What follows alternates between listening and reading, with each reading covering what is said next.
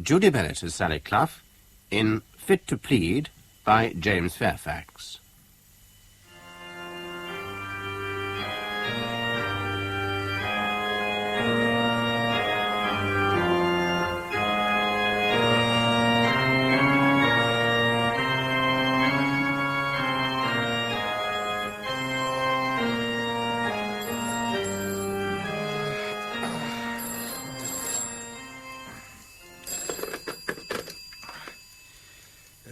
Peatfield 89651, Henry Tolley speaking. Ah, Mr. Tolley. Detective Chief Inspector Elvington here. I'm sorry to disturb you. What is it, Inspector? It's 2:30 in the morning. Well, I've been trying to get the vicar, so I thought as you're his curate, I'd You've better rung the vicarage? Yes, there's no reply. Well, that's odd. I must be away. Mr. Granger didn't say anything. What is it, Inspector? A member of the public's just rung. Somebody's playing the organ in Peatfield Parish Church. The organ at this hour? The lights aren't on, but there are some people inside. You don't think vandalism? That's one possibility. With the church being so isolated... I thought it might be some sort of organ practice. No, not at this hour. I'll go out there right away, Mr. Tolley. Can you meet me there? I can be there in 10 minutes, Chief Inspector.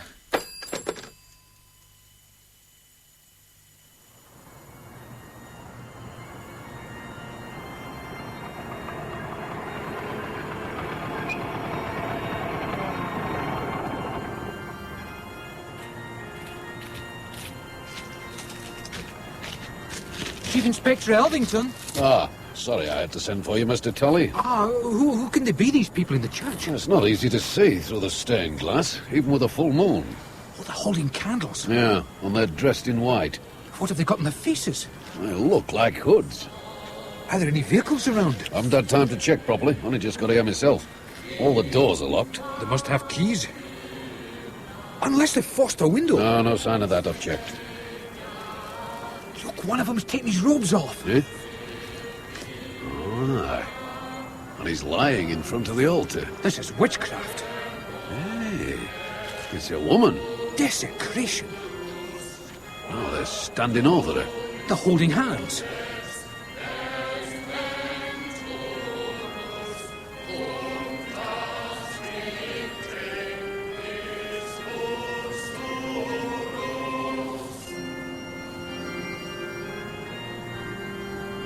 What are these people going to do, Inspector? That's what we have to find out, Mr. Tolley.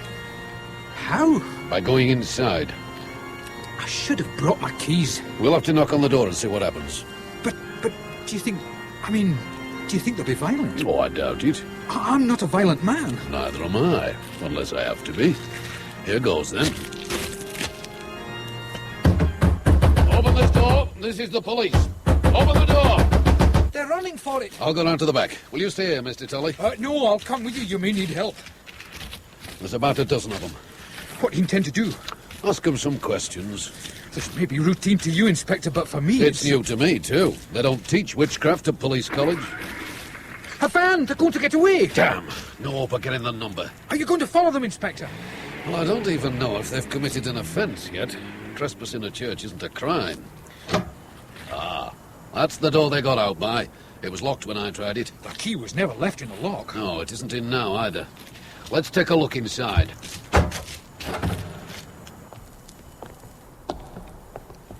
I'll put the lights on, Inspector. The switch is just over here. I'll shine the torch. Oh, thank you.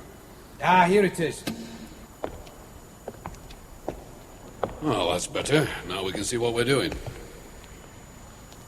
Well, the candles are lit on the altar, but they aren't our candles. Oh, they're black.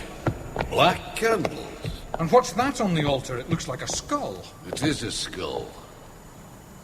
Hey, there's some drawing on the altar cloth. Been done with a felt pen.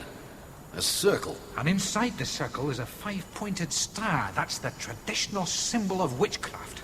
You know about witchcraft, do you, Mr. Tolley? It goes back to the Stone Age. It's taken different forms over the centuries, but it's always been associated with perversion. Perversion, eh? Perversion of religion by worshipping the devil. Perversion of holy ceremony by performing the Black Mass. Perversion of sex in various degrading ways. To find it here, a quiet textile town, it's unthinkable. Is it, Mr. Tolley? I've lived here all my life. Nothing's unthinkable in Peatfield when you know it as well as I do. Oh, it might look quiet and peaceful on the surface. But such evil. Well, life is very boring for a lot of people. Dull, flat.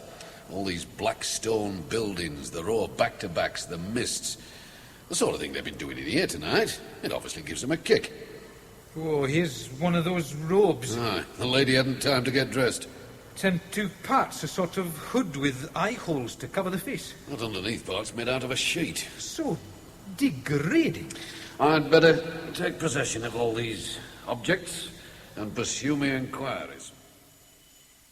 Now look, Miss Luff, I tell you it is not possible. Clough, Dr. Phoebe. My name is Clough, Sally Clough. It is impossible for you to see Mr. Stanton. He is in this hospital because he is a very sick man. I have a duty as a probation officer. I also have a duty, Miss Clough. Roger Stanton is my patient in my hospital. How long have you lived in England, Doctor? Many years. The court has to have a report. I don't know if you're aware of the system. I am aware of the necessity to cure the minds of my patients. The judge always has to have a social inquiry report before he sentences the accused. There will, however, be no sentence for Mr. Stanton. If he's found guilty of killing his wife, there's bound to be. Before a man can be found guilty, he must first be fit to plead. If his mind is so disturbed that he will not understand the proceedings, he is unfit to plead. In such a case, he is not even asked to say if he is guilty or not guilty. If he's unfit to plead, he'd be detained indefinitely. In Broadmoor. But Doctor, suppose he wants to deny it. Deny what?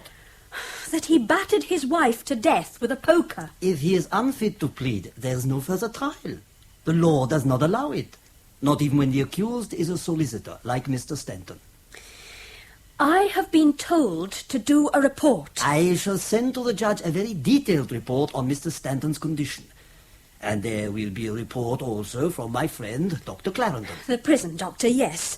But the judge will also It was want... the judge who ordered that Mr. Stanton shall come to my hospital. It was a condition of his bail. At least I ought to see Mr. Stanton. What is the purpose of looking at a very sick young man? Well, I should know that he is actually here. And what do you think I have done with my patient? What treatment is he getting? Peaceful surroundings and the necessary drugs for his condition. What is his condition, Doctor? You shall see my report. I'm sorry to be so persistent. I'm also sorry about that. In my job, I have to be persistent. You are a very young woman, Miss Clough. You are not more than, 25 years? You a mind reader, Dr. Phoebe? Mind healer, Miss Clough. And it is my intention to heal this patient's mind, if that is possible. It may not be.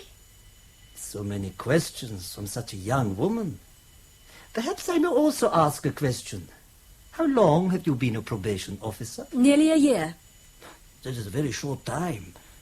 But you are yet so strong. Life has made me strong. Tell me about that, Miss Clough. Does it matter? If you answer my question, I will answer your question. All right. When I was 16, my parents were killed in a car crash. So I left school and became a shorthand typist for a couple of years.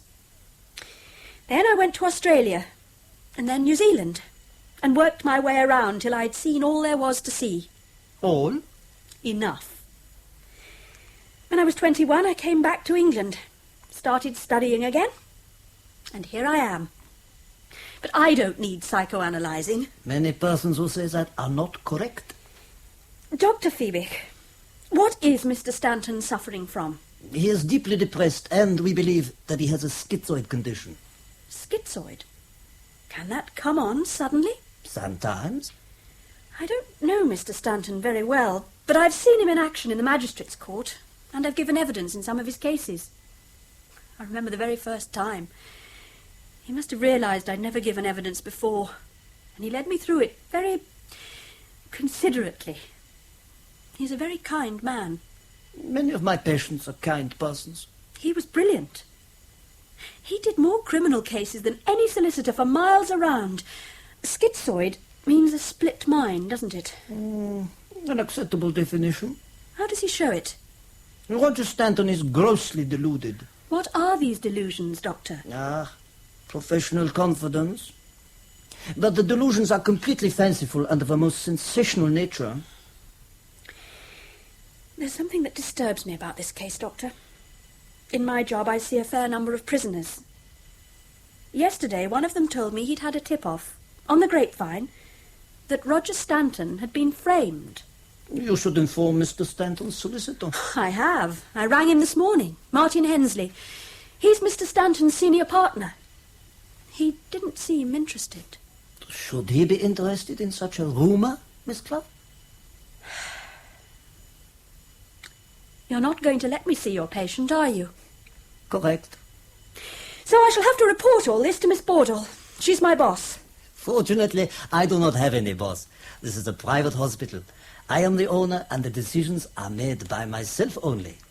I can think only of what is good for my patients. We are all responsible to others, Dr. Fiebig. No man is an island. Not even the owner of a mental hospital. And how are you feeling now, Mr. Stanton? Can you hear me? I ask you, how are you feeling? I don't feel very well. Try to relax, Mr. Stanton. You keep telling me that, Doctor. You will soon receive another injection, and that will help you. Oh, not another injection. They make me... They make me so I can't think properly. I can't see properly. My eyes go blurred. Let me try without the injection. Yeah, in order to cure you, Mr. Stanton. Let me just have the pills. Let me try. They are all working very hard for you. Why does nobody ever come to see me? You have to rest. But just for a few minutes. What can I do if your friends do not come? Can you get a message to my partner, Martin Hensley? He's defending me. I want to talk to him about my case. That is not necessary, Mr. Stanton. Please do not think about it. I can't have killed Margaret. I liked her. Loved her. We had arguments, but... How can I have bashed her head in? No, Mr. Stanton. You must not think about that. Blood everywhere, they say. On my hands, my clothes... My fingerprints on the poker. How can I have done all that to Margaret? You must try to forget about it, Mr. Stanton. Elvington, he's the one. He's the one who did it. It was Elvington. He did it and made it look as if it was me. He wanted to get me put away. Please, Mr. Stanton, please. I want to tell Martin all about Elvington. Rest, Mr. Stanton. You must have rest if you are to become well again.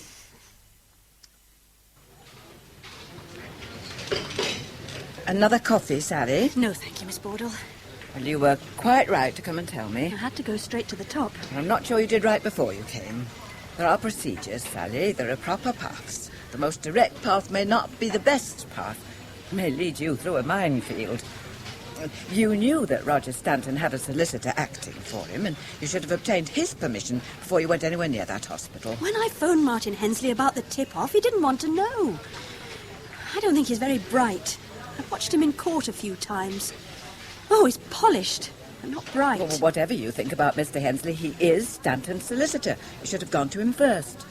If he said no, you could have said so in your report. Nobody could have blamed you. Avoiding blame isn't the only object in life. Of course it isn't. Roger Stanton's been caught in some kind of trap. You can't believe every tip-off, Sally. He's helpless lying there.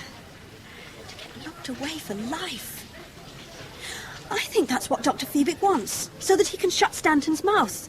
And I wouldn't be surprised if Martin Hensley wants the same. But think a moment. Why should either of them want to shut Stanton's mouth, as you call it?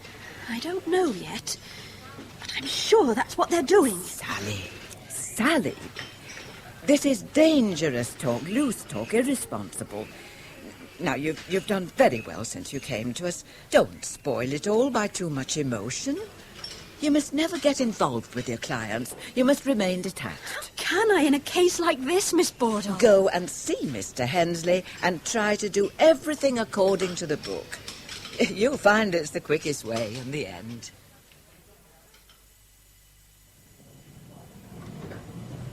I'm I'm sorry if it's an inconvenient time, Mr. Hensley. I was playing snooker. Always do after lunch.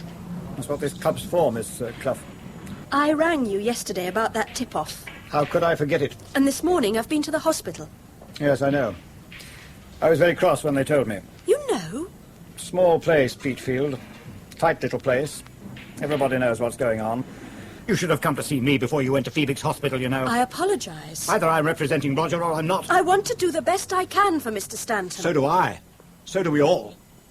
But you just leave all that to me. Social inquiry report, that wouldn't do any good at all. Not in Roger Stanton's case. There's nothing anybody can do for Roger Stanton. And I wish there were. Despite what he's done to me. Tell me about that, Mr. Hensley. Tell you what? About Roger Stanton. I need all the background I can get. Well, I took Roger into my firm when he was 18 because I knew his father. He was a foreman at Bellersley's. I did his conveyance, you know, when he moved house. Was Roger at the local grammar school? One of the best they ever turned out. I was very glad to have him. I said he could build up the court work side. Never appealed to me much. Court work. And my God, he did build it up. Oh, yes. Turnover up every year. Everything in the garden was perfect. And then this business. As you'll know, it's been in all the papers, on the TV, the lot. What you won't know is what it's done to my practice. Clients can forgive a solicitor a lot, Miss Clough, but murder, to murder his own wife, like that, takes a bit of swallowing, leaves a nasty taste behind. You don't want any more publicity, do you? It's hitting my practice. Would you prefer Mr. Stanton to be found unfit to plead? Exactly what are you inferring, Miss Clough? I want your permission to go and see Roger Stanton. I really can't see the point. I'd still like to see him. There'll be 2 medical reports. Dr. Phoebix's been talking to you, hasn't he? I do talk to my clients, Doctor, from time to time, yes. You'd criticize me if I didn't. It is a tight little town, Mr. Hensley. You were right. I've never realised just how tight it is. Almost incestuous. There's no need to be rude. But, Mr. Hensley, just let me tell you this. The more that the people of this town try to close doors to me, the more I shall kick at them. At the people? No, at the doors. I'm going to do what I can for that man. Now listen, young woman. Just who do you think you're talking to like this? Since you ask me, Mr. Hensley, to a somewhat complacent solicitor, to say the least, with all due respect. Seems to me, Miss Clough, that you haven't any respect at all. Oh, I have, for things that deserve respect. I'm going back to my snooker. You can spare me another 5 minutes. I want to know more about Margaret Stanton, the victim. Oh, yes? Well, I didn't know her all that well. Met her at a few social functions. She was German, you know. Really? Did Dr. Phoebix know her? I wouldn't be surprised. Did you like Margaret? Now, what's that got to do with it? It helps me form a picture. Well, no, I didn't. I didn't. You're going to ask me why? Well, don't bother. She wasn't my type, I suppose. Now, you're going to ask me what my type is, aren't you? Well, I haven't really got one, or I wouldn't be a bachelor. She's a bit blousy, if you ask me. Blousy. Thick lips. Big earrings. Lots of bosom, showing most of it. Could have been a barmaid, you know. Not to put too fine a point on it, she was a bit of a tart. Was there any scandal about her? Well, people used to say things about her. Don't ask me what, I don't really know. Maybe they were prejudiced against her because she was German. Patriotic little place, Peatfield. How can we prove that Mr. Stanton is fit to plead? Well, now, suppose he is fit. Where does that get us?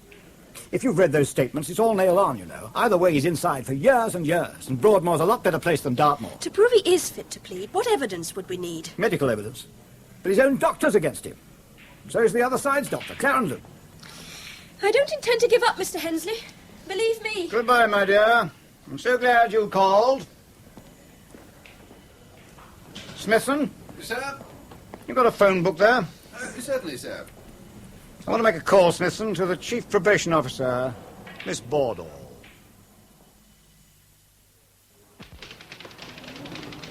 Ah, Miss Clough. So it's you. Sorry to interrupt you, Dr. Crowley. Sorry to be so out of breath. I've been teaching the lads the noble art of boxing. They told me you were here when I rang the surgery. Oh, let's sit down then and tell me all about it. Thanks. I've been getting myself into trouble, Doctor. Professional trouble. Oh, how can I help, my dear? You know this murder case, Roger Stanton? Oh, doesn't everybody in Peatfield? They talk of nothing else when they pour into my surgery, like cattle market day in Ballygooley. Well, I've been asked to do a social inquiry report on Stanton.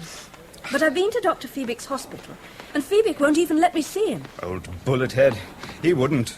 Is that what they call him? I do.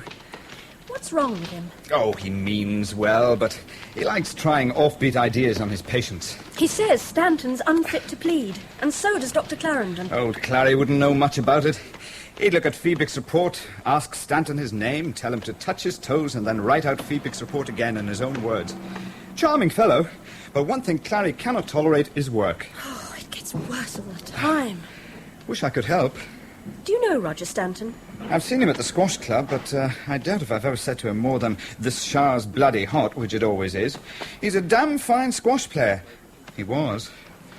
Would you say he's a schizoid? Schizoid?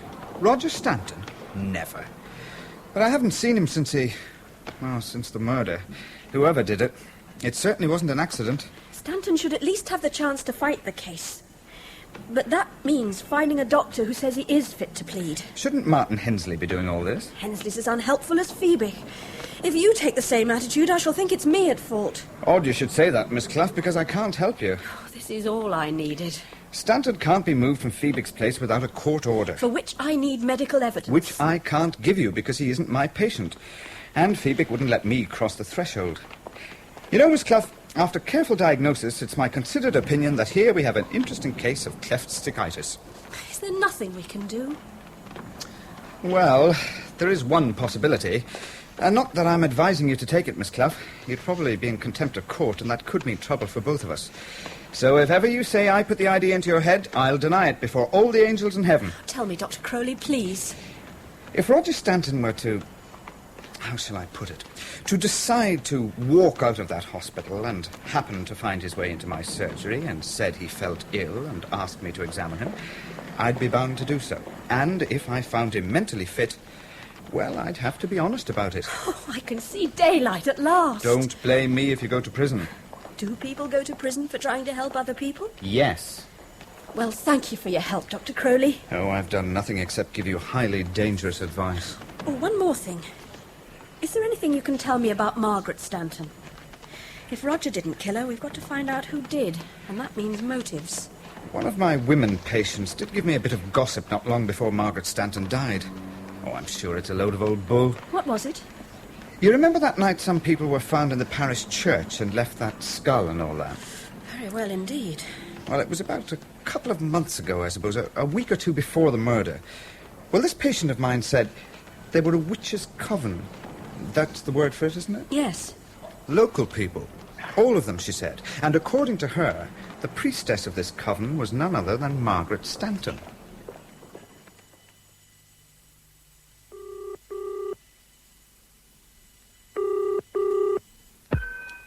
Hensley, Stanton and Company. Martin Hensley speaking. Sally Clough here, Mr. Hensley. Oh. I've found a doctor who's prepared to examine Mr. Stanton, if only we can get him out of hospital. And how do we do that? Could we apply to the judge, do you think? Not without evidence. You'd need somebody who could say from his own knowledge that Roger ought to leave there. I don't know anyone who's seen him in hospital, except the doctors and you. If you saw him yourself, you'd soon change your attitude. I accept the challenge. Miss Clough, have you no other clients to attend to? If you haven't, I have. Goodbye, and please don't trouble me again. Now there's no alternative. I've got to do it. Mr. Stanton, I am here in order to give you a new treatment. No, please, Doctor, not another injection. I don't need it. I am the doctor and you are the patient, Mr. Stanton. I've been feeling better. It's been coming back after the concussion or whatever it was. I have to be able to prove it wasn't me, that I didn't kill Margaret, that it was somebody else. Elvington, he's the one. Delusions, Mr. Stanton. They're not delusions. And you may not remember, but 2 days ago you told me your wife was a witch. She was. She admitted it, and we had that terrific argument. And then you killed her? No, I didn't kill her. She wasn't killed till the next day. I got home, and there she was, lying there. I didn't do it. It wasn't me. Will nobody believe me? Will nobody help me? Why will nobody help me? Martin. Where's Martin Hensley? Mr. Hensley is paying for you to stay here. That is important help for you. He should be seeing Elvington. That's what he should be doing. Dr. Phoebe speaking. Miss Sally Clough is here to see you, Doctor. She's in reception. Oh, Himmel. Yes, I will come and speak to her. In my office. Excuse me for a few minutes, Mr. Stanton. I have to inform you, Miss Clough, that at last my patience is exhausted. You talk about your patience, Doctor. I've been having a somewhat trying time, too. So I've decided that if you don't let me see Roger Stanton now, I shall go to the judge tomorrow and tell him the whole story and ask him to transfer Mr. Stanton to another hospital. If you throw me out, it will strengthen my case. You are threatening me, I think. I'm sure I am. I've tried reasoning and pleading, and I'm moving on to threatening. Yes. What is your real interest in this case, Miss Clough? Roger Stanton is not a friend to you? He's a client. And do you do all this for every client? I've never had such obstruction before. In some ways, Miss Clough, I admire you. You have spirit. Oh, thank you for the concession, Doctor. And now you can take me to Roger Stanton's room. That is no problem, Miss Clough. I must see him alone. There's no objection to that. No objection at all. I remember you. Yes, I do remember you now, Miss Clough. You were very kind to me, Mr. Stanton. Was I? It's very good to see you. It's good to see anyone. No one's been near for days and days. Phoebe says you're suffering from a schizoid condition. Schizoid? How do I know if I've got that? Isn't one of the symptoms of being a schizoid that you don't know you are one? The immediate problem is to prove you're not. Then we can get you tried. Then we have to prove you're innocent. No. Oh, it's for the prosecution to prove I'm guilty, beyond reasonable doubt. You're no schizoid, Mr. Stanton. I have a doctor lined up to examine you as soon as you can get out of here. How do I get out? Through that window. It's the only way. It'll have to be at night. Oh, I'm so confused. Phoebe's been giving me drugs. Roger, who did murder your wife? I can't prove it, but I'm sure Detective Chief Inspector Elvington is behind it all. He had it in for me. I was defending in a corruption case that's coming up, and I was trying to get proof that he'd invented some evidence. Elvington is bent, you know. Ask any prisoner he's given evidence against, they all say the same. What can you remember about the murder? There was this big argument with Margaret the day before. Mm-hmm.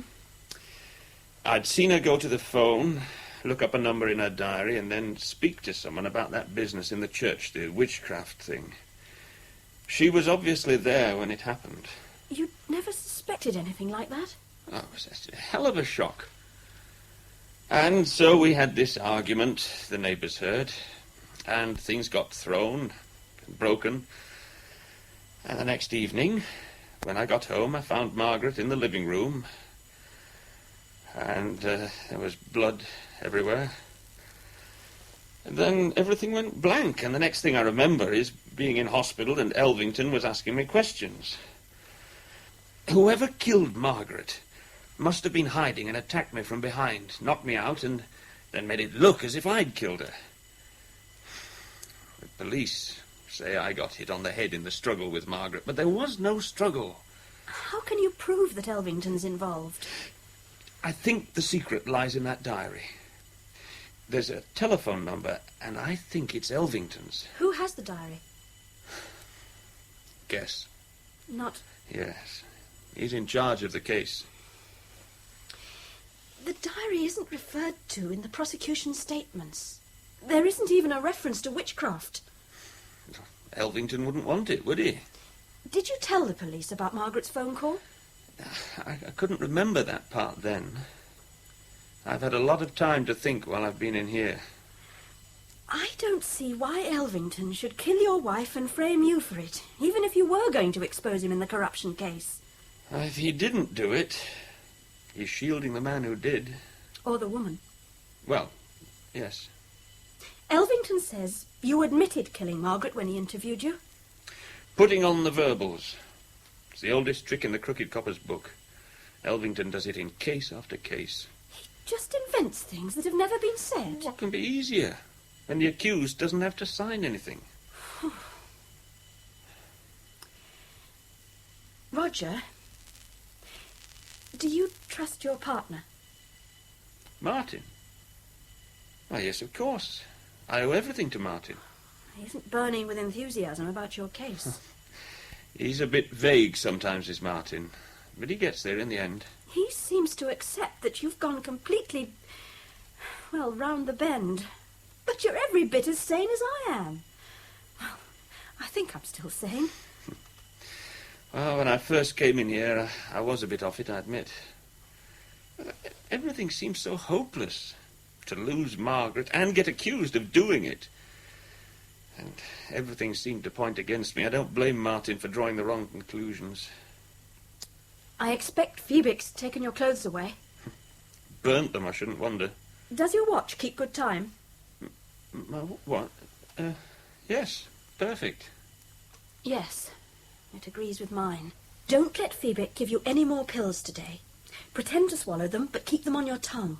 I want Dr. Crowley to see them. Well, and I want you wide awake when I come to this window at 3 o'clock. That's in just under 10 hours from now. I shall tap on the window. Open the top part, and I'll hand some clothes through. Well, how will you get them? The police have the keys to my house. I'll borrow some from social services. They won't be Savile Row. Anything to get out of here. Then you can undo the latch, and we'll slide the lower part up. And out you jump. My car will be just outside the gates, ready to race you to Dr. Crowley. This is like a commando exercise. Can you say any other way? I'm not objecting. Right. I'll be outside your window at 3 o'clock sharp, then. And do not go to sleep.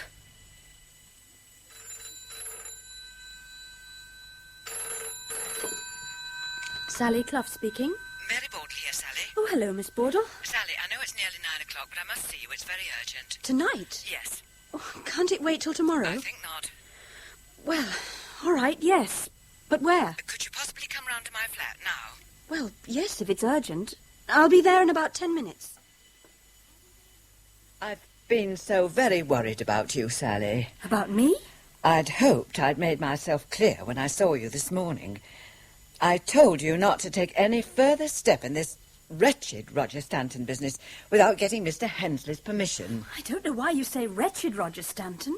And anyway, helping wretched people is what the probation service is all about. I've been in it for 24 years and I don't need any lectures.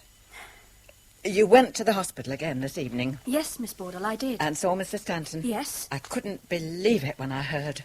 News couldn't travel faster with drums in the jungle. This is serious, Sally. Believe me, Miss Bordle, I was never involved in anything more serious in my life. I have decided to withdraw you from the Stanton case. I shall attend to it myself. You must also give me an undertaking now that you'll take no further action of any kind by contacting Dr. Phoebic or Stanton or Mr. Hensley or anyone else. And if I refuse? I like you, Sally. You've done extremely well since you came to us. Your capacity for work is, well, beyond criticism. But it has to be applied properly. If I refuse to give you the undertaking? Orders have to be obeyed, Sally. We're not a military force.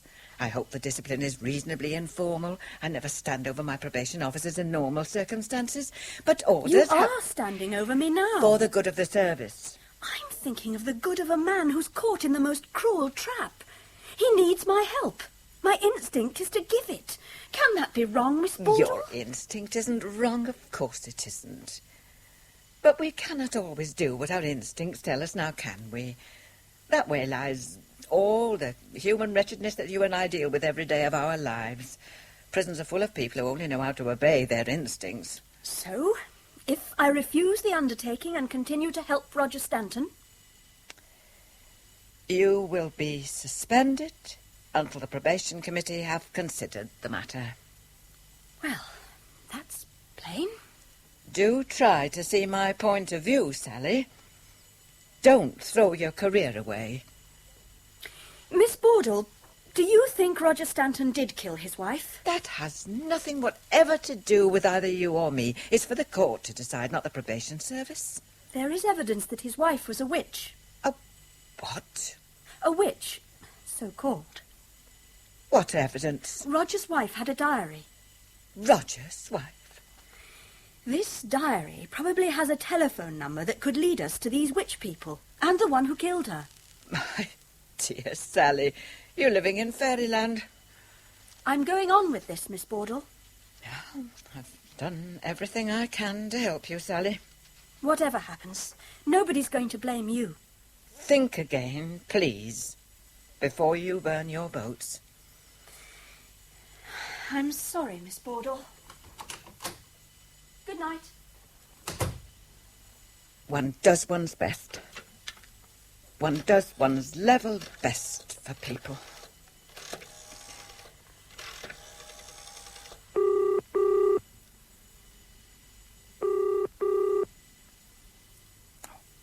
Come on.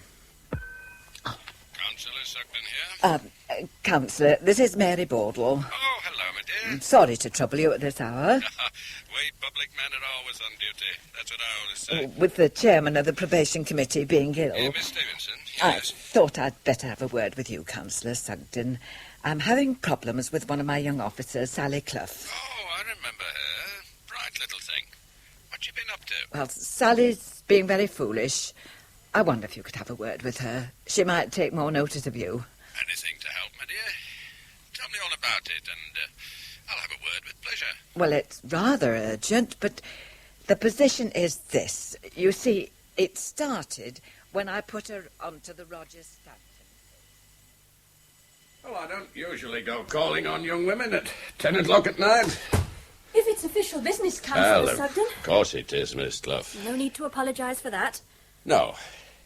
Well, you see, my dear, you'll know what it's about. Miss Bordle has been on to me. Then I do know what it's about. Yeah, I remember when we appointed you, Miss Clough. When you came for the interview. Got a future, that one, I said. No doubt I was going to get the job as soon as you'd been in. And we get reports, you know. Oh, yes, the committee keep an eye on things. And I've been right about you. Up to now. This all began because I was carrying out my orders to do a social inquiry report. Your orders have been changed. You knew all about it, Councillor Sugden. I know enough. I want you to listen to my advice, young lady. I'm a bit more experienced than you. And a lot more important. I didn't say that. They say you own half Peatfield. That's an exaggeration. Builder, property owner, magistrate, councillor. Oh, you're a powerful man. Anything I've got, I've worked for. I didn't have no education, 3 hours, and that's about all. But I've worked hard. Oh, I've done all right, yes, but I've tried to do my bit for the town as well. And I don't like to see a young woman like you making a mess of things. I'm not treading on your toes. You've upset Mary Bordle. There's a good woman, that. Known her over 20 years. Done a lot for the folk in Peatfield. And Dr. Feebig. You're upsetting him. Now, I know some folk don't like him. I'm one of them. Well, he's done a lot more for people than you'd ever imagine. I should know. My poor old mam, she's 92. And Feebig's looked after her for the past 8 years. He understands people like that. I'm trying to help Roger Stanton. He's got other folk looking after him. He doesn't need you. We shall see. But it's no use wasting any more of your valuable time, Councillor Sugden. My mind is made up.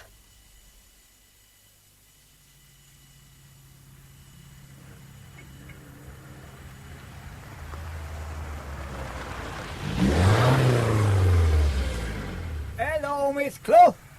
4-star, yours, isn't it? I'm okay for petrol, Charlie. Do you still have a mechanic on duty? Not at 11:30 at night. Can I do anything? There's definitely something wrong with Moppet.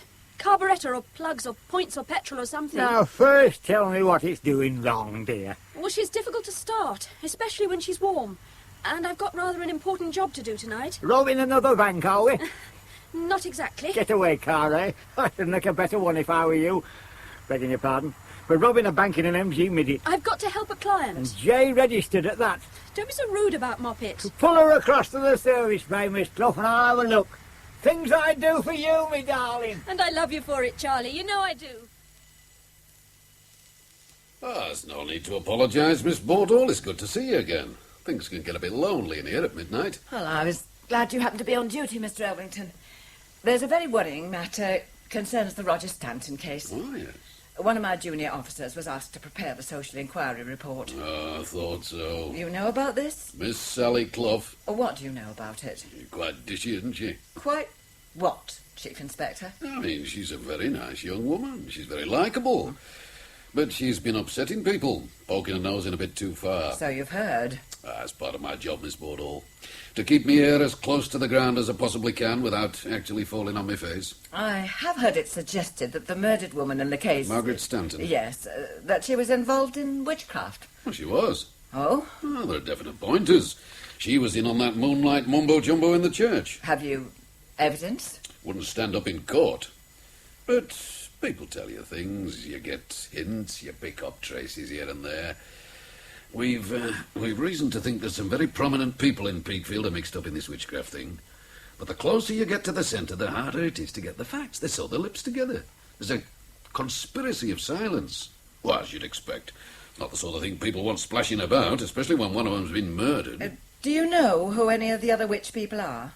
3 of them. It's a long way to go. Yeah, it's not all that important. The witch thing's got nothing to do with the murder, that's my opinion. So why should I embarrass a lot of my fellow Peatfielders for nothing? Well, that's considerate. I was sorry in a way. I couldn't press on with it. Fascinating. There was a particular word that kept cropping up. A word? A sort of password as far as I could gather. What is the word? Angelica. Angelica? What does it mean? My guess is it's a way of letting another person know you're in the Brotherhood. Or sisterhood? It's got both sexes in it, oh yes. Mr. Elvington, are you quite sure that Roger Stanton is guilty? Open and shut. Argument, fingerprints, blood all over his clothes, confession. What more can a jury want? I'm relieved to hear it. The only slight doubt I had at one time was about, well... About what, Inspector? Well, there was a fingerprint on one of the deceased's earrings that we couldn't eliminate. It isn't hers, or Stanton's, or anybody's in the shop where she bought it. We don't know whose it is. Do the defence know about this? This negative evidence doesn't lead anywhere. Of course, we shall tell them if they ask a specific question. Well, there's no point in handing them things they can twist and make a meal out of. Stanton used to be very good at that. Who has the dead woman's diary? I have. It's in my safe over there. May I see it? Why, Miss Bordall? Well, I'm having disciplinary problems with Sally Clough. She's made certain allegations, and I want to be fair to her and to Stanton. Well, the diary isn't relevant. Then there can't be any harm in my seeing it. I haven't the authority. Who has? The Director of Public Prosecutions, but he might leave it to the judge to decide. Which makes it difficult. Regulations. We all have regulations, don't we? Oh, yes. One last matter, Chief Inspector. That corruption case that's coming up, the planning officer. Arnold Fielder. Roger Stanton was defending. His partner's taken over, Martin Ensley. Is that good news for you? I'd rather have Ensley defending. Because it'll be easier for you. He's a very reasonable man, Mr. Ensley. He's easy to get on with. Known him for over 20 years. I've never fallen out with him. Not once. He's a different type of man from Roger Stanton. Frankly, Miss Bordall, Stanton is too aggressive. And thorough? Oh, I'll give him that. He's thorough. He does a lot of digging in every case he takes on. And he usually turns up something. At least he did. What would he have turned up in the corruption case, Chief Inspector? We'll never know. Is Arnold Fielder the only one involved? He's the only one who's been charged. But the tip of the iceberg? There's big money in town planning. So a number of Peatfielders can sleep more easily now that Stanton's out of the way. Could be. You couldn't give me any names. In confidence, Chief Inspector. As much as my job's worth. I've heard Stanton was going to make some allegations against you. He did that every time. Those were his tactics. Attack the police, accuse us of inventing things, planting evidence, making up confessions. Oh, it can be very effective. Jurors are very gullible people, and anti-police, a lot of them.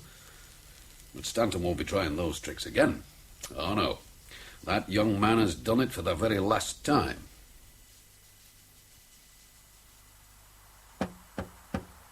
Come on, Roger, come on. Wake up. What has that man done to you? We can't fail now. Oh, thank goodness for that, he's waking. It's me, Roger. It's Sally. I've got some clothes for you. Open the top window. The top window. That's it. Here you are. Thanks, Sally. Sorry, I don't know why I nodded off. When I want to sleep, I can't. Undo the catch and we lift this bottom window. Good. It won't move. It must. It's stuck. We'll try lifting together. Right. Now. My God, the alarm. Jump down quick. It's only a few feet. Come on, Roger. I'm doing my best. We've got to move fast. I feel so weak. Now, jump. I'll help you. Right. Oh, a foot. You haven't hurt yourself. I'll manage. Run for the car if you can. It's only a few yards. My legs. They're so stiff. Do try to hurry up, Roger, please. Oh, sports cars. They're so low down. Oh, that's it. Oh, come on. Oh. Oh, thank goodness. Oh, no. He said he'd fixed it. Oh, Moppet, you can't let me down now. Over there. Come on, don't let me down now. Oh. Phoebe has a Mercedes. He won't catch me. It's the best driver, not the best car that wins.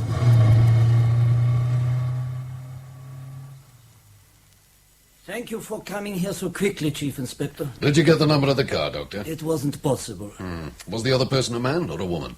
There's only one person it can be, Mr. Elvington. Sally Clough. Correct.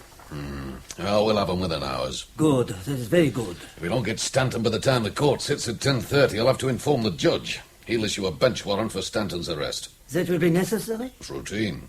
It will be better if you can arrest him before 10:30, I think. Oh, much. I do not wish to cause any more illness to my patient. The very fact of his escape What shouldn't do... will happen to the girl? Oh, Sally? Lovely little Sally. Have you seen her in summer dresses, Doctor? No. Oh, quite something. You like Miss Clough, I think. There's no sentiment in my job.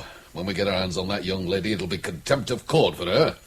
He knew he was breaking his bail by leaving. She's obviously planned the whole thing. And her punishment?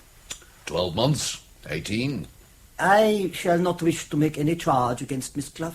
It won't be your decision, Dr. Phoebe. But I'm often disturbed by patients in the early hours of the morning, Miss Clough. Do sit down, both of you. Thank you, Doctor. Thank you.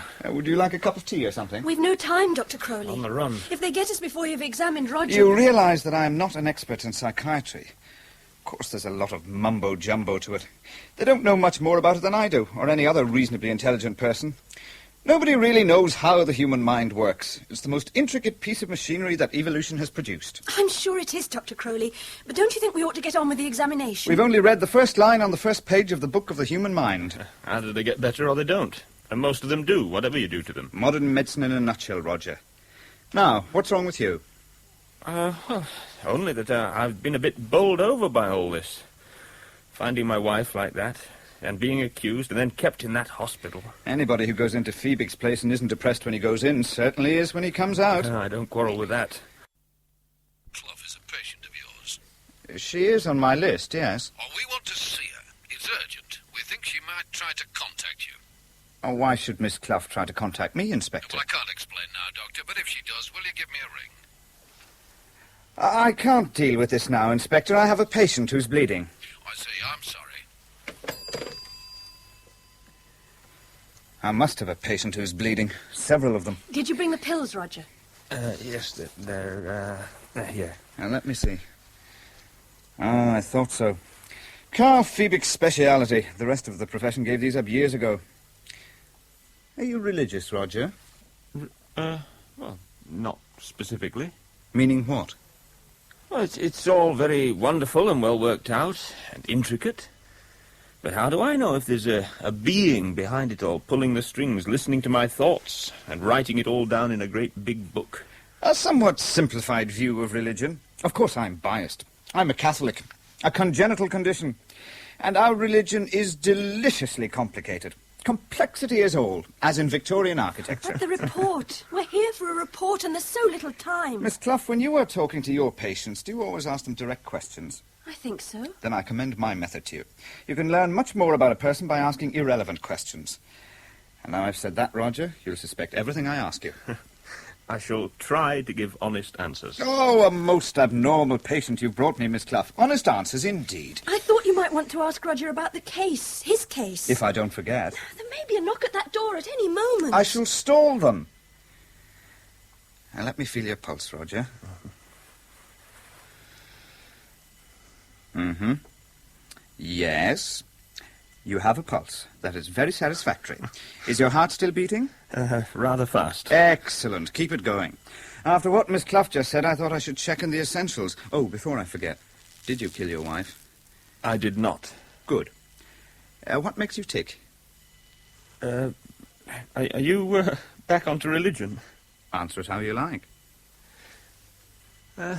Whether we like it or not, we are here. And we have to make the best of it, fulfilling ourselves, learning and striving, playing to the limit of ourselves, and hoping to find happiness when things click, as they sometimes do, and gritting our teeth and defying the storm when they don't, which is what's happening right now. Miss Clough, your friend is frighteningly sane. He should be examining me. You can have your report or statement or illuminated address or whatever. There's your fee, Doctor. What fee? I'm not on your list. Mr. Stanton, do you think I'd have on my list a man who wants to drag my profession down to the penny-scraping level of your own? Thank you for all you've done, Dr. Crowley. My dear, I've done nothing but have an interesting conversation, one of the lost arts of this busy world. We have to go and see Martin Hensley before he leaves for work, and before we get arrested. Oh, he'll be playing with his model trains. He is whenever I call. Are you his doctor? Didn't you know? I did not. I did. I'll write out that report now.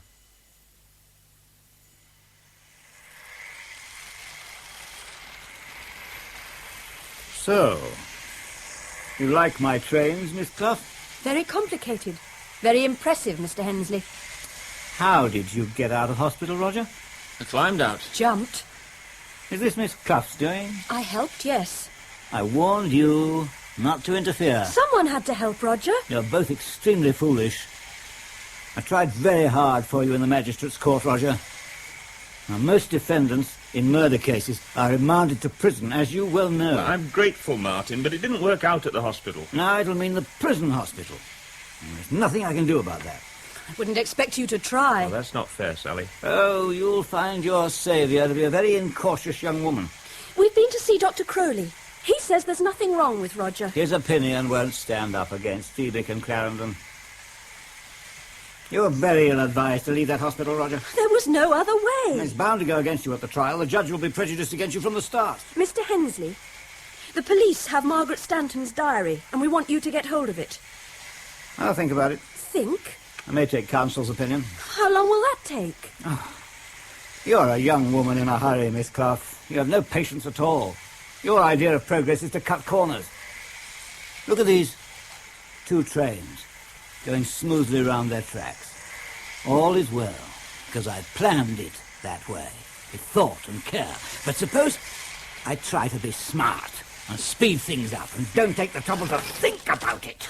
Oh, your trains, Mr. Hensley. You haven't damaged them. What a shame. It'll be worth it if I taught you something, Miss Clough. And even you, Roger. You were always pretty level-headed, but now that Miss Corner-Cutting Clough is leading you... We've got this report from Dr. Crowley. Thank you. In my opinion, Roger Stanton is not suffering. Oh, he's unlikely to benefit. Oh. I see. How will you use it? I shall file it. Is that all? Maybe of some use at the trial. Shall show it to counsel. Oh, this is preposterous. Martin, I'd like to talk to you about my defence. There isn't time now. I'll come and see you in prison, Roger. I'm sure I've been framed by Chief Inspector Elvington. And I was thinking how much better you seemed. Did you know Margaret Stanton was a witch? These delusions are infectious. You see, it's been coming back to me, Martin. I caught Margaret telephoning to one of those people. You said nothing about this when I took the statement from you. Well, if you'd been to see me again, Martin... You could have written to me. This can have a colossal bearing on the murder. That diary may prove the whole thing if you'll make an effort to get hold of it. There's so little time. Don't excite yourself. You're so complacent. You told me that before. You were that before. This is wasting time, Sally. Oh, you'll soon learn, Roger, that the very worst thing you can do is to listen to this hasty young probation officer. And I must remind you of something else. I am your solicitor in this case, but like all solicitors, I am also an officer of the court. Now that I know you're unlawfully at large, I shall have to inform the authorities. I'll give you half an hour before I ring Chief Inspector Elvington.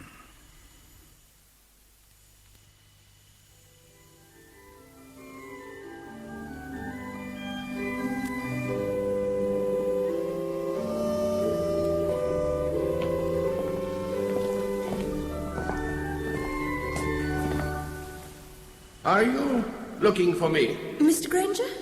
I am the vicar, yes. But you're Mr. Roger Stanton, aren't you? And you're Miss Clough. How did you know? Well, the police have just been here. They showed me photographs. What did they say? An escaped murderer, they said. Mr. Stanton is a solicitor. Yes, I know. And I'm not a murderer. You must help us, Vicar.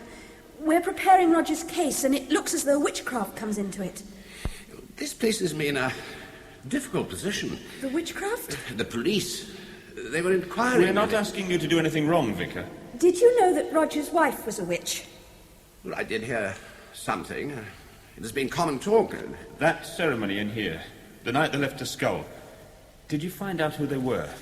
In the course of my ministry, one hears many things, but you can hardly expect a person holding my office to blacken the character of any person in his parish by repeating mere gossip.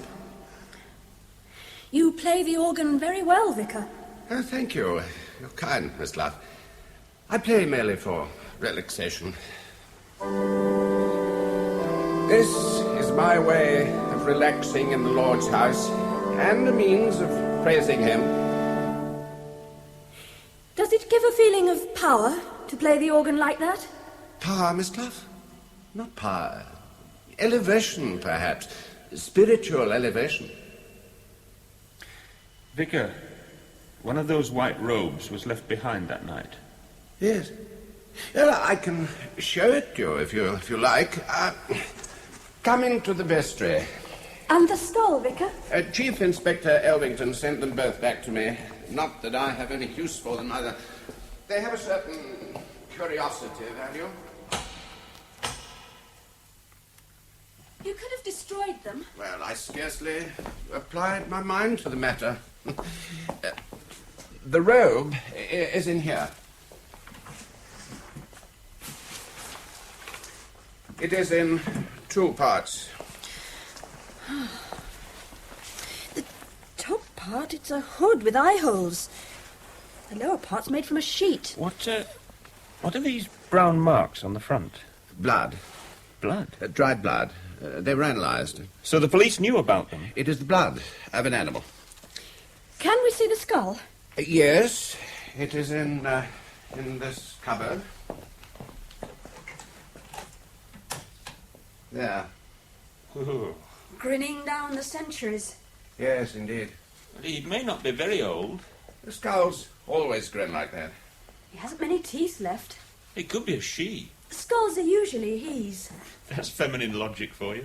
If you like, yes. Intuition. Ah. What a high forehead he has. That means intellect. This one must be a man. Alas, poor Yorick. That you should come to this devil worship in Peatfield Parish Church. Yes, indeed. But that is enough, I think. So, that's all they left behind? Oh, there were a few candles and some wax droppings. And there's been no repetition since that night? No. There is, however, a full moon tomorrow, is there not? Are you expecting a repeat performance, Vicar? One has to be on one's guard now.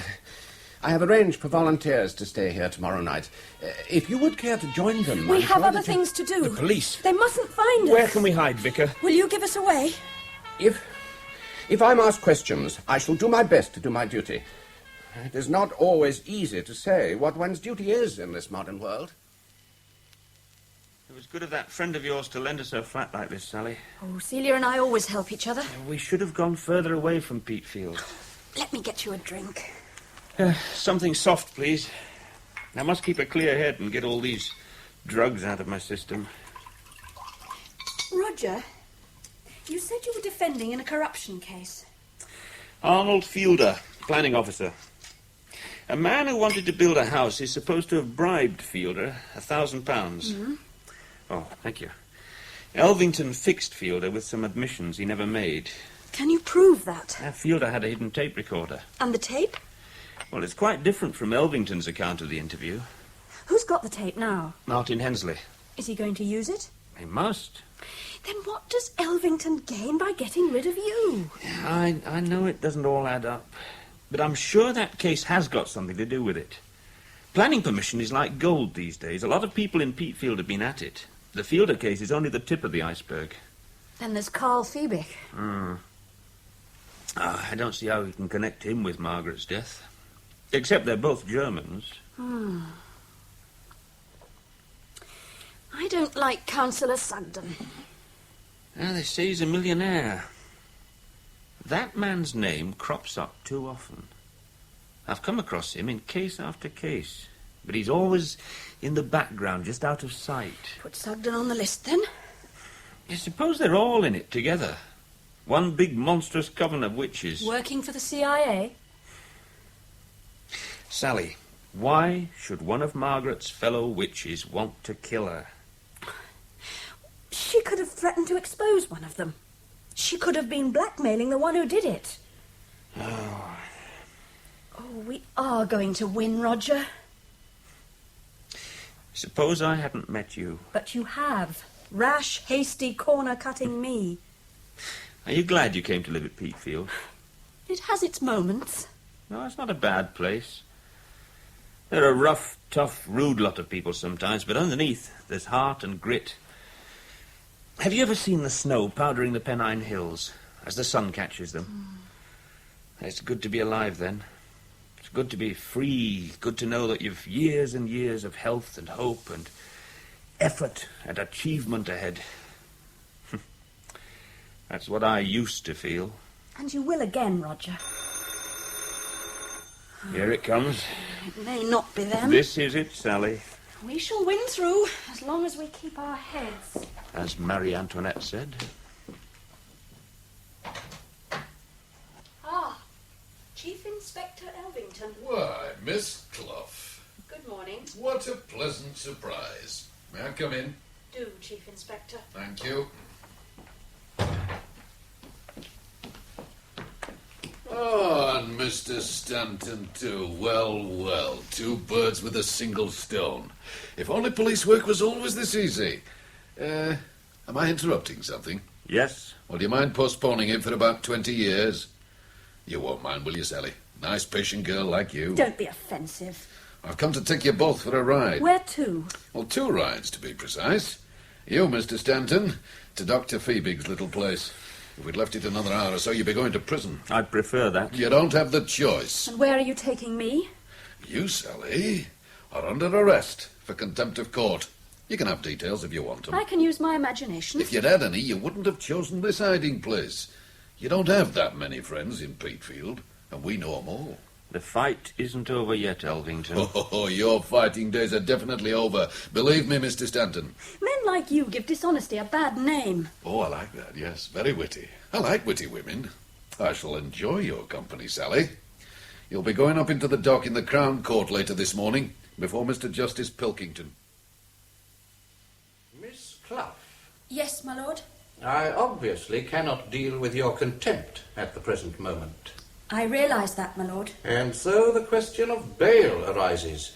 Is there any objection to bail, Chief Inspector? There's very strong objection, my lord. Miss Clough may make another attempt to induce Stanton to break his bail. But, my lord, Roger Stanton shouldn't be in that hospital at all. There's a medical report to prove that he's perfectly normal mentally. And where is the report? Mr. Hensley has it, my lord. Mr. Hensley? Stanton solicitor, my lord. I happen to know that Mr. Hensley is not in this building. Mr. Stanton has been given drugs in that hospital that make his condition worse. They're trying to have him found unfit to plead when he's perfectly fit. These are grave assertions, Miss Clough. And I'd like you to go into them, my lord. That will, in due course, be done, I'm sure. There is just one more thing. The police have Margaret Stanton's diary, and we'd like to see it. It could be of great assistance to Mr. Stanton's defence. What do you say about that, Chief Inspector Elvington? Well, the diary has no relevance at all to Miss Clough's contempt of court, my lord. But the two cases are interrelated. Do you object to handing over the diary? I do, my lord, yes, as things stand. Then let us see how they stand at 2 o'clock this afternoon. I shall interpose this matter then. Have the diary here at that time, Chief Inspector. I also want Roger Stanton bringing here. In the meantime, he must not be given any more drugs. I will deal with your application for bail at the same time, Miss Clough, at 2 o'clock. Now, Miss Clough. Yes, my lord? As Miss Bordall has kindly offered to act as surety for you, I am prepared to grant you bail in your own recognizance of £500 and £500 for the surety. Thank you, my lord. So, you may leave the dock. Now, Chief Inspector Elvington, having read all the papers concerning Mr. Stanton, including Dr. Crowley's report, it seems to me that Roger Stanton ought to leave the hospital where he has been residing. The question then arises, where should he live pending his trial? Well, the only other place, my lord, is the prison hospital. What do you say, Mr. Hensley? My lord, there is another alternative.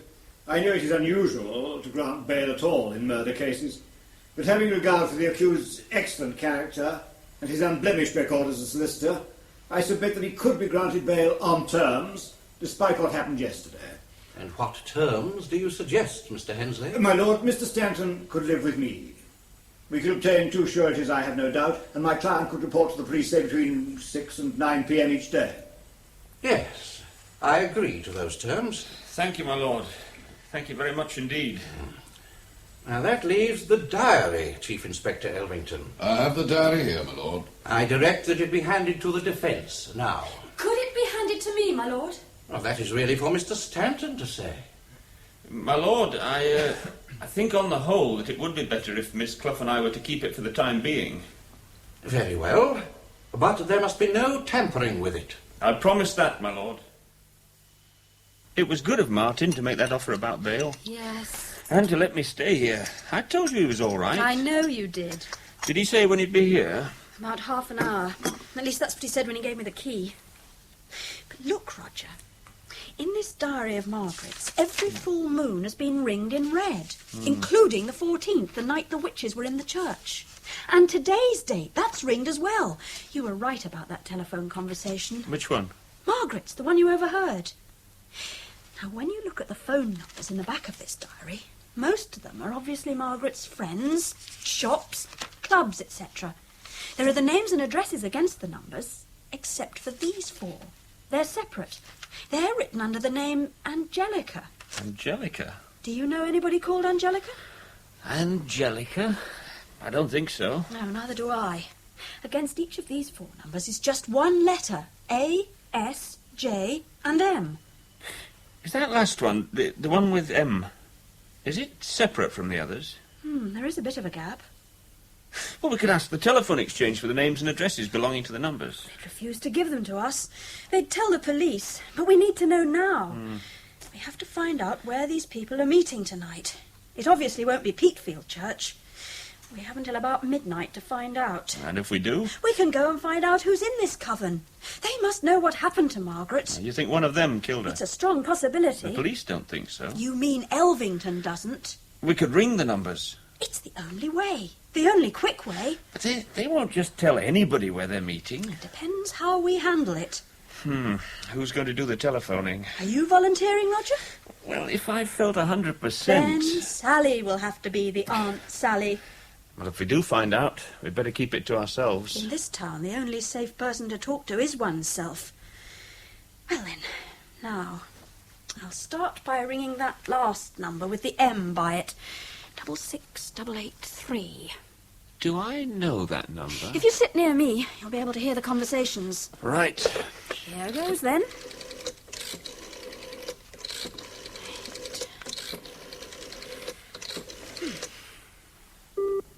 Oh, engaged. There is somebody there. Ringing up about tonight's ceremony. Could be. Now let's try A. It could be Angelica. Uh-huh.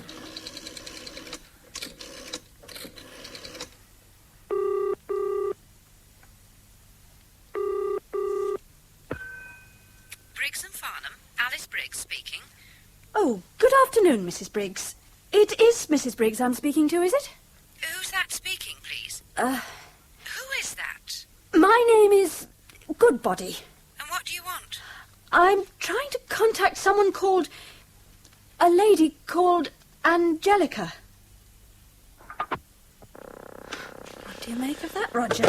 When you said Angelica, she didn't want to know. It meant something to her, or she'd have said Angelica, or Angelica who? No, never heard of Angelica. Getting warmer, Roger. I'll see if M at 66883 is still engaged. Yeah.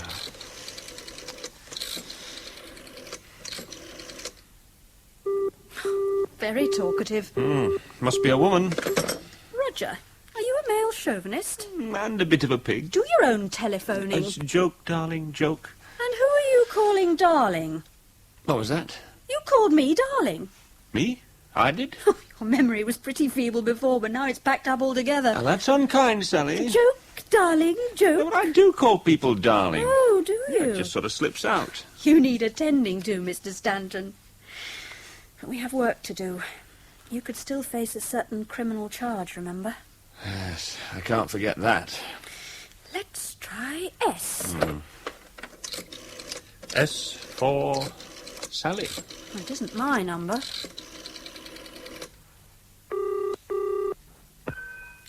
Councillor Sugden. Who's that? Oh, good afternoon, Councillor Sugden. Sugden? Who is that? Sally Clough. Remember me? What do you want, young woman? Does the name Angelica mean anything to you, Councillor Sugden? No, it does not. And the sooner you leave this town, the better. You're sacked. What do you make of that, Roger? Sugden's got a finger in every pie. Even the witch's cauldron. I had a feeling he was mixed up in it. Oh, I don't see how you could have. Easy. Oh, intuition, yes. Well, we still don't know where the meeting is. That brings us to J. You know, there's something wrong with my telephone technique. When you mention Angelica... I could say, where are the witches meeting and can I come along? A bit direct, though.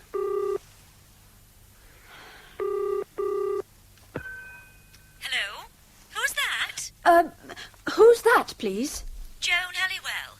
What is it you're wanting? I'm ringing... It's all very hush-hush. But I'm ringing, Joan, because Angelica told me to get in touch with you. Oh, are you the new one? That's right. And you want to know where it is? Yes, please. St Mark's Church, Cottingford. At usual time. See you there, dear. Got it. Right. Cottingford. How far's that from here, Roger? It's about 15 miles. She said the usual time. Yes, that was about 2 o'clock last time, wasn't it? One last try with M. He might tell us what time they begin. Yeah. 6, 8, 3. Oh, well, the end of a beautiful friendship that never was. So, we go to tonight's ceremony. That's the idea. And watch outside. Inside, How? all we need are 2 white hoods and 2 white sheets. Oh, that's daring. We've got to be. Well, that must be Martin. Yes. Where do we get the sheets? I can't ask Martin. We've run up his phone bill already. Oh, well, we can buy some. And then needle and cotton. Guess whose job that'll be. Hello, Martin. I came as soon as I could. We found the coffee, etc., thanks. We've had a stroke of luck. I've been pumping Elvington. They've discovered a fingerprint on one of Margaret's earrings. They haven't found out whose it is. It could be the print of the man who did it. So, we're making progress. What about the diary? It doesn't help very much. May I look? Yes. Here. Ah, thanks. I'll hang on to it if I may. Of course. Anything else I can do? Not at the moment. What are you both doing this evening? Well, we have one or two inquiries to make. Inquiries? Several inquiries, sir. We'll tell you later. Where's that envelope, Fabig? The one I left with you for safekeeping. It is in the safe. Get it. I shall have to destroy them now. Destroy them? The photographs. Margaret Stanton and her friends playing their little games. Oh, you ruined everything, Phoebe. I told you to look after Roger Stanton, keep him properly dosed. But you've actually gone and let him out. That was not my fault. Him and that Clough woman. They're spilling the beans already to a High Court judge. Our security is very modern. Apparently. Any road, you can say goodbye to planning permission for that new hospital. And I won't be giving you no donation, neither. Not another penny you'll be getting out of me. There are some things I do not understand. A lot of things, if you ask me. You, with all those fancy letters after your name. Why did you wish to have Stanton sent to Broadmoor? He was getting too close for comfort. Had things organised very nicely in this town till he started digging around. That witchcraft thing, I could get what I wanted out of those people while I had the photographs. But if Stanton is guilty... Well, who else could it be? He will be sentenced to life imprisonment. After a trial, Fabig. A public trial with God knows what coming out. Now go and get me them photographs.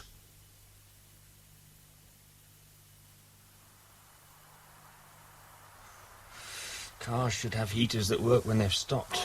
The cars or the heaters? Oh, don't be legalistic, Sally. Oh, they must be here soon if they're coming at all. You don't think they've seen this car and shied off? It's too well hidden. The moon's very bright. I think they'll park on that side of this hedge. We'll see them, but they won't see us for the trees. If they're all in that van they used last time, they'll lumber us when we tag on to the end of the group. Nobody knows who's who in the fancy dress. Should we put it on now? Wait till they come. Then we'll play it by ear. Play it by fear. No, intuition. Oh, that. Never fails.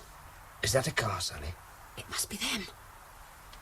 There's only one lot of headlights. Oh, it's coming this side of the hedge. Do you think they're dangerous? No, just weird. They're bound to see us. Oh, those headlights. I can't see a thing.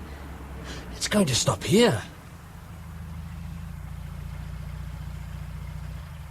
Hide your face. How? Oh, pretend we're lovers. Yes, good idea.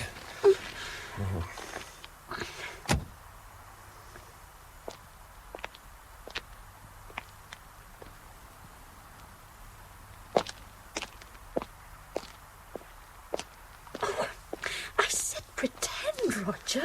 Can you see who it is? Elvington. Do you think he followed us here? He could have. If he didn't, why is he here at all?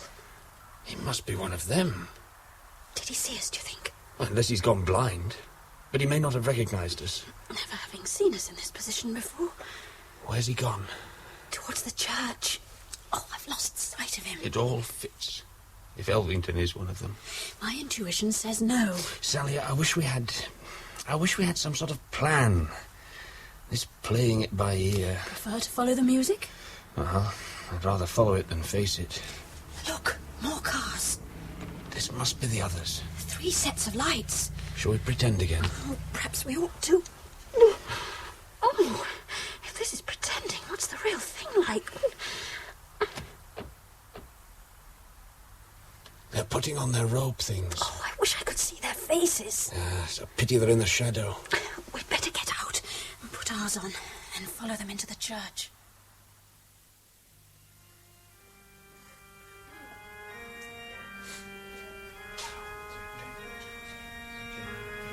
Sally, the man at the door didn't even speak. Just gave us the candles. What weird-looking people. Have you seen yourself, Roger? It's the flickering candles. Oh, like the Ku Klux Klan. Won't they notice an extra tomb? Perhaps they're having a membership drive. In any case, they can't see who the extras are. Do you think Elvington is one of them? He could be anybody. Why is nothing happening? We're all just sitting here. Can you see who the organist is? It could be the vicar, but with that hood on. They're all going up to the altar. Oh, we'd better follow. The one in the middle is taking his clothes off. So he is. So she is. If we all have to take our clothes off, they'll see who we are. And we shall see who they are.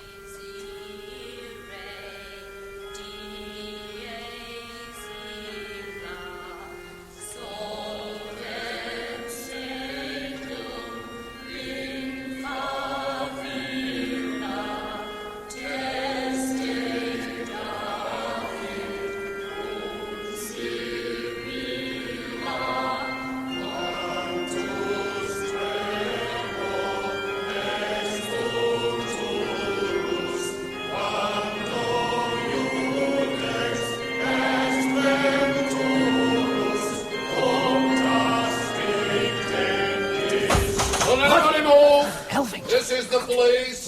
The church is surrounded. Don't anybody move. You're not getting away this time. I'm interested to know who you all are. What will you think of us? Now, nobody will get hurt if they stay exactly where they are. One of them's making a dash for it. I told you, stop, you can't get away. His hood's come off. It's a woman, and it's Miss Bordle. My boss, Miss Mary Bordle. Another whiskey, Chief Inspector. Ah, yes, please, Mr. Hensley. Miss Clough? No, thank you. Roger. Not for me, thanks, Martin. Oh. Miss Bordle, of all people, eh? I never expected her to be in it. I can see now why she tried to warn me I off. thought I knew my fellow Peatfielders fairly well, but Mary Bordle. And the vicar. Well, the organist, well, that was no surprise. They obviously used his keys on that last occasion. Are either of them mixed up in the murder? I don't think so. The witch thing is just mumbo-jumbo kid stuff for bored oddballs. So, we're no nearer finding out who did kill Margaret. The only person there's evidence against is you, Mr. Stanton. So, this is why you came back here, Mr. Eldington, to tell me about Miss Bordle and the vicar? And my car had starting problems. I see. Yes, I was getting worried about Roger when it got about 3 o'clock. Well, we tried to ring you, Mr. Hensley, but nobody knew your number, and turns out you're ex-directory. Well, I don't like clients disturbing me at home. But you can have it. It's 66883. Say that again, Mr. Hensley. That number. 66883. It's the same number. M for Martin. That's why it was engaged. I was ringing this number on this phone. And the number's on the dial. It was staring me in the face. What is all this? Oh, I'd like to know. Can I see that diary again, Mr. Hensley? Yes, here it is, but I don't follow. Thank you. Well, what's all this got That to do with what? page. It isn't here. It's been torn out. Eh? Well, I photocopied every page, we can soon tell. He's taken out the page with his phone number on. There were 4 numbers that Margaret Stanton wanted to keep secret, and this was one of Yes, them. it was below the other 3. Now, why should she want to keep your number secret, Mr. Hensley? How should I know? Why should she write it down at all? Because it's ex-directory. Did you turn that page out, Mr. Hensley? Nobody else can have. All right. Yes, I did. Why? I thought it might be misinterpreted. What might be? Well, you see, I was friendly with Margaret at one time. How friendly, Martin? Quite friendly. Behind my back? Yes, I suppose so. Just how friendly? All right, too friendly. I'm sorry to say this, Roger, but Margaret was a bitch. What are you saying, She Martin? was a bitch. She led me on. I was very foolish, I know. It went too far. He called me a silly old man, if you like, but it did go too far. And then she started blackmailing me, threatening to tell you if I broke it off. And then she wanted money and more money. And then I couldn't afford any more. And then you did what to her? Yeah, I didn't do that. No, you can't prove that. You'll never prove that. Never. When did you last see Margaret Stanton? How long before she died? A week before. Sure? It was exactly a week. We'd better go and take your fingerprints. You're not catching me that way, Inspector. My print might have been on that earring, but that doesn't prove anything. When we were friendly, of course, I might have touched But it. you hadn't even seen her for a week? Definitely not. Well, this is very interesting. Mrs. Stanton only bought those earrings the day before she died. That's not possible. If it is possible, how did your fingerprint get on? Unless you were the one who did it, Martin, and tried to fix me with it. I'm sorry, Roger. I see now why you wanted me to go to Phoebix Hospital. Why you paid the fees. I didn't pay. Who did? Councillor Sugden, he didn't want a trial. He wanted to put you away and shut your mouth. Did Sugden know about you? No. He thought Roger was guilty. You'd better come and make a statement, Martin Hensley. I'm I'm sorry. I'm sorry for everything. You know the words of the caution, so I won't waste my breath. So, Margaret wasn't killed because she was a witch. No, because she was a bitch. Martin was right about that, and I never knew. And what about Elvington? He genuinely thought I was guilty, so he improved the notes of our interview. An old trick of his. One day I'll expose him. You're a thorn in his side. He'd have been glad to see me put away. The main thing is, it's all over now. About Martin, though. I can't believe it about Martin. Roger, you know why I suspected him?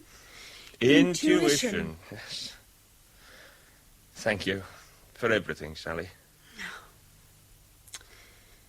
All that, and now nothing. I feel suddenly deflated, lost. Let's play a game. What game? The game we played in the car. Roger Stanton, you're very fortunate I shan't be doing that inquiry report now, after all. I should have had to tell the judge that in my considered opinion, based on experience, you are an extremely wicked man.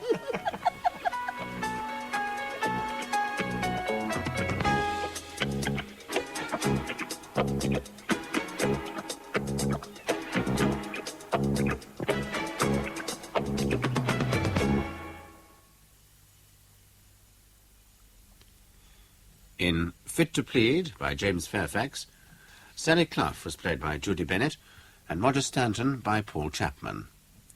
Elvington was David Marlowe, Phoebic, Paul Webster, and Martin Hensley and the garage attendant, John Franklin Robbins. Tooley was Eric Allen, Mary Bordall, Joan Matheson, and the Reverend Richard Granger and Councillor Sugden, Ronald Badley. Sean Crowley was played by Dermot Crowley, Mrs. Briggs, Judith Barker, and Mrs. Helliwell, Marie Dixon. The organist was Keith Elcombe, and the play was directed in Manchester by Kay Patrick.